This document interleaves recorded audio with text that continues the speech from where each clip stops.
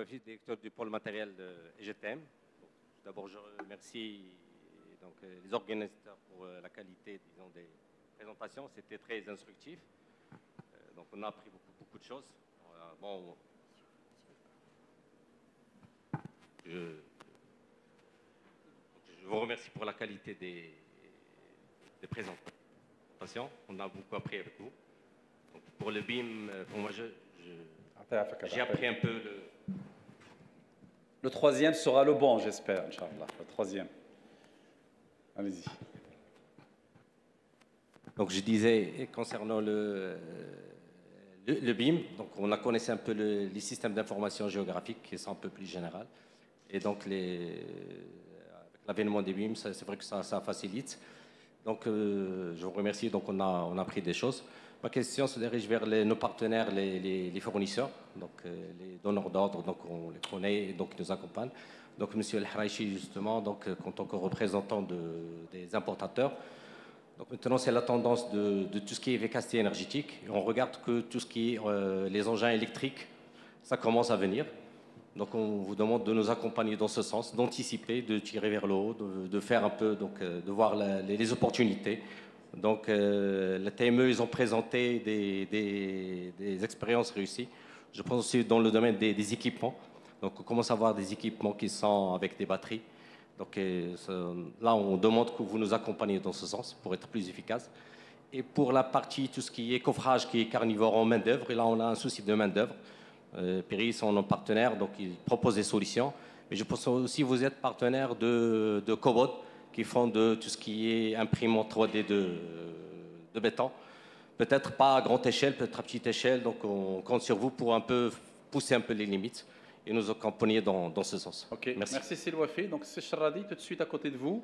Et le micro pour la personne numéro 6, s'il vous plaît. Merci. Donc, Charadi Soufer, je suis président de la commission emploi et formation de la Fédération nationale du bâtiment et des travaux publics. Je suis également professeur à l'école Mohammedia des ingénieurs dans le département génie civil.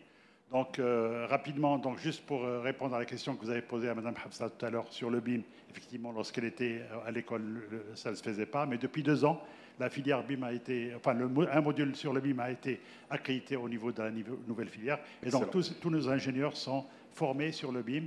Et pas que sur le BIM, il y a aussi tout ce qui est lean construction, l'efficacité énergétique, etc. Donc, il y a des choses qui se font. Alors, je reprends ma casquette de la Fédération nationale du bâtiment pour dire qu'au niveau de notre fédération, nous avons aussi une école de formation au métier du BTP dont M. Baja a parlé il y a 2 jours. Et justement, nos techniciens, dès la première année, sont initiés au BIM. Et donc, il y a eu un module de formation sur le BIM, déjà au niveau de la première année.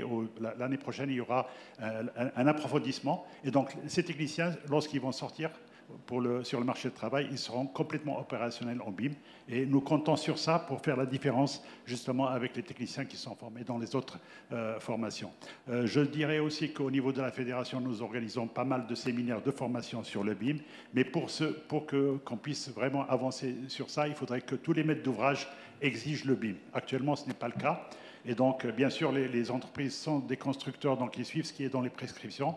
Et si on n'exige pas le BIM, ben, ils ne le font pas. Donc, à partir du moment où tous les maîtres d'ouvrage vont exiger le BIM, toutes nos entreprises vont s'y mettre. Et je pense que nous aurons pas mal de formations à faire à ce niveau-là. Et je terminerai en disant que samedi prochain, enfin dans 2 jours, nous avons une formation sur le BIM ici, qui va être organisée par la fédération, donc avec notre partenaire CIP.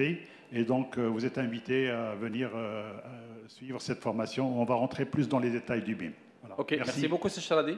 Le numéro 6, s'il vous plaît. Ou 7, 6. Je connais le 6. Donc le 7, allez-y. C'est vous, monsieur.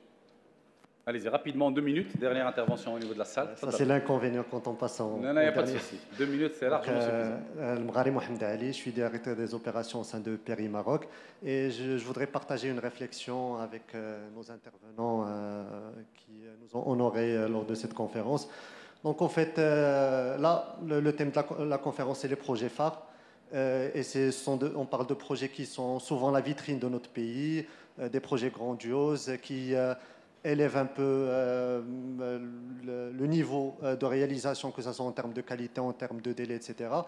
Mais en fait, ma réflexion, c'est par rapport à cette vision 2030. Qui dit vision 2030 dit forcément des projets phares, mais aussi énormément de projets moyens, petits, qui vont être réalisés par nos PME marocaines.